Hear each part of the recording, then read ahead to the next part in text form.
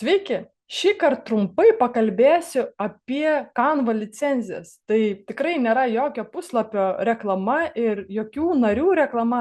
Tiesiog internete ir jūs matote daugybę turinio, kuris yra sukurtas su Canva ir pardavinėjamas. Tai tikrai labai aiškiai matosi, kurie darbai yra padaryti su Canva. Tai pakalbėkime, ar galime mes tą turinį pardavinėti.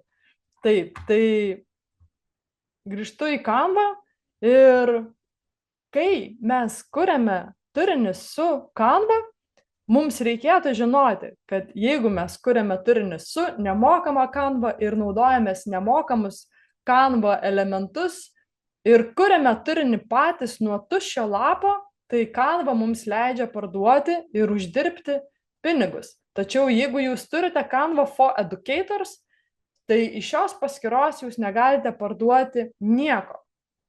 Tai Canva draudžia, Canva for Educators yra skirta tik jums ir jūsų mokiniams. Jeigu turite Canva Pro ir naudojatės Canva Pro šablonus, tai jūs jų parduoti negalite. Canva licenzijos griežtai tai draudžia. Tai tiesiog tikrai žinokite ir pasiskaitykite, ką leidžia Canva licenzijos. Apie tai, kaip gauti Canva mokytojams, aš paruošiu kitą video ir jį jau rasite visai netrukus. Sekite šį YouTube'ės kanalą bei Facebook'o puslapį Canva mokymai.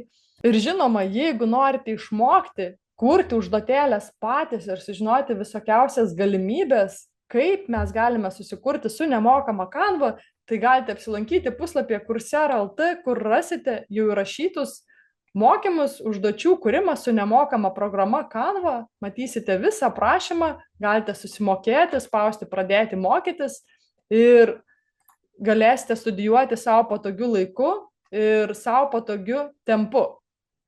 Tai tikiuosi, jums ši informacija apie licenzijas buvo naudinga ir dabar tikrai žinosite, kaip kurti su Canva, kad galėtumėte pardavinėti. Iki!